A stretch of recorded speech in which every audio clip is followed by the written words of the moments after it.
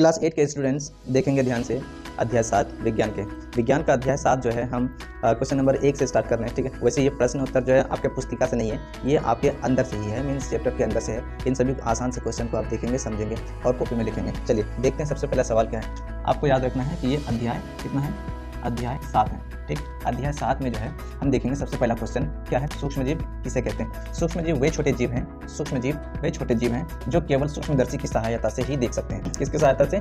केवल सूक्ष्मदर्शी की सहायता से ही हम इसको देख सकते हैं। वे नग्न आंखों से उसे नग्न आंखों से हम नहीं देख सकते। सूक्ष्मदर्शी क्या है? सूक्ष्मदर्शी की मदद से हम जो चीज़ को देखते हैं उसको क्या वो है क्या एक्चुअल में। ठीक है, चलिए जानते हैं। यहाँ पे ये एक प्रकार का युक्ति है, ठीक है, यानी कि मशीन है। क्या है? मशीन है जिससे सूक्ष्म चीज़ों को कई गुना बड़ा करके देखा जा सकता है ना, देखा जाता है। चलिए उसके बाद अगला आता है कि सूक्ष्म जीवों के समूह कौन कौन से, सूक्ष्म जीवों का जो समूह है वो कौन कौन से हैं। जैसे सबसे पहला है जीवाणु, उसके बाद दूसरा है विषाणु। जीवाणु का बैक्टीरिया और विषाणु का अंग्रेजी नाम वायरस है। कवक का फंगी, शैवाल का एल्गी और प्रोटोजोआ का प्रोटोजोआ ही है। ठीक है, ये प्रोटोजोआ सब जगह प्रोटोजोआ ही रहता है। ठीक, सूक्ष्म जीव कहाँ पाए जाते हैं? सूक्ष्म जीव ये हर एक प्रकार के पर्यावरण में पाए जाते हैं, जैसे ऊष्मा झरना या फिर बर्फ के समान ठंडे में जल में, या अत्यधिक जलवायु वाले जल में, या गंध या कार्बनिक पदार्थ में। ठीक है, रेतीली मिट्टी या दलदल मिट्टी, इन सभी जगहों में सूक्ष्म जीव पाए जाते हैं। अगर आसान भाषा में कहें तो सूक्ष्म जीव सभी जगह में पाए जाते हैं, चाहे जल में हो, स्थल में हो या वायु में हो। इन तीनों स्थानों में ही सूक्ष्म जीव पाए जाते हैं, विद्यमान रहते हैं। ठीक है, इन सभी चीज़ों को आप एक एक करके नोट्स कर लीजिए, सबसे बेहतर होगा, क्योंकि नोट्स करने से क्या होता है, आप जो है उस चीज़ को फिर नेक्स्ट टाइम किसी भी टाइम फिर से पढ़ सकते हैं।